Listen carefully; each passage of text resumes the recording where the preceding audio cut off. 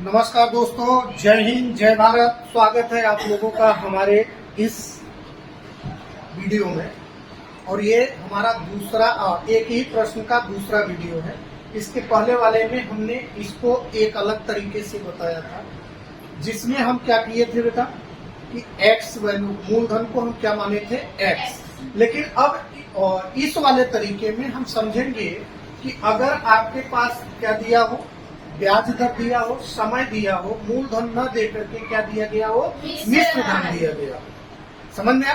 तो ऐसे कंडीशन में हम मूलधन कैसे ज्ञात करेंगे? तो इसके पहले वाले क्लास में इसी सवाल को हमने मूलधन के बराबर क्या मान करके बताया था, x। लेकिन अब इसमें हम बताएंगे मूलधन को 100 रुपया मान करके, और लास्ट में ऐकिक नियम का उपयोग करके हम कैसे निकालते हैं। ध्यान दें।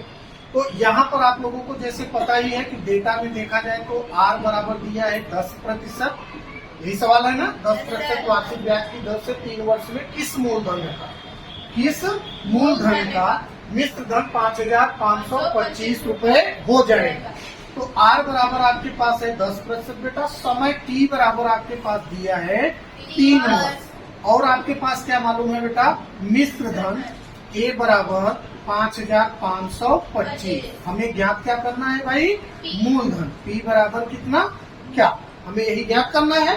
तो हम सबसे पहले क्या करेंगे, मूलधन के बराबर क्या मान ले, 100। तो यहाँ हम लिखेंगे माना मूलधन P बराबर हमारे पास कितना हो गया, 100 रुपया। अब देखो आपके पास ब्याज की दर हो गया, समय हो गया, और मूलधन कितना हो गया, 100 रुपया। तो 100 रुपए से हम क्या निकाल लें बेटा, साधारण ब्याज। तो I बराबर क्या होगा, PRT बटे कितना बेटा, 100। मूलधन कितना हुआ, 100 रुपया। R कितना हुआ भाई, 10। समय कितना हुआ, 3 वर्ष, बटे में कितना हुआ, 100। एक जीरो से 100 से 100 कट गया, 10 का गुणा 3 में हुआ, बराबर आ गया आपके पास 30 रुपए। मतलब ब्याज I बराबर हो गया कितना भाई, 30 रुपए। तो हम क्या ज्ञात कर ले अब, मिश्र धन। तो 100 रुपए पर मिश्र धन क्या होगा, A बराबर P प्लस I। P की वैल्यू कितना माने थे, 100, और I कितना निकला बेटा, 30। तो आपके पास आ गया 130 रुपए। तो ध्यान से अब समझिए, हम किसका उपयोग करेंगे, ऐकिक नियम का।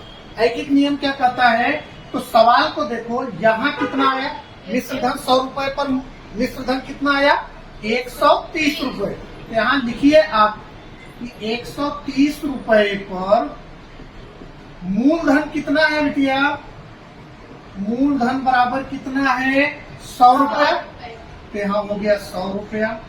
अब आगे देखिए, तो 1 रुपए पर मूलधन कितना होगा, 1 रुपए मिश्र धन पर मूलधन क्या होगा, तो 130 इस तरफ जाएगा तो बटे के रूप में हो जाएगा। तो यहाँ हो जाएगा 1 रुपए पर मूलधन आपके पास आएगा कितना, 100, और इसका बटा हो जाएगा 130। अब ये 30 से 30 सॉरी 0 से 0 कट गया, तो आपके पास क्या आया भैया, 10 बटे 13। अब हमें कितने पर मूलधन ज्ञात करना है, 5,525 ना। तो ये 5,525 पर जब निकालोगे तो 10 बटे 13 में क्या हो जाएगा, गुणा। तो यहाँ हो जाएगा 5,525 रुपए पर मूलधन बराबर 10 बटे 13 गुणे कितना बेटा, 5,525। अब 13 एक कम, 13 चौका 52, 3 बचा 2, 13 दूना 26, 6 बचा, 13 पचे 65। अब यहाँ हो गया 10 गुणे 425 बराबर कितना हो गया, 4,250 रुपए। तो भैया कितना मूलधन होगा, 4,250। कोई दिक्कत, समझ में आया ना। तो आपने दोनों तरीके सीख लिए, एक यक्ष से। जब यक्ष मानोगे तो आपको क्या बनाना पड़ेगा, रैखिक समीकरण। समझ में आया। और जब आप 100 रुपया मानोगे तब आपको कौन सा नियम लगाना पड़ेगा, ऐकिक नियम।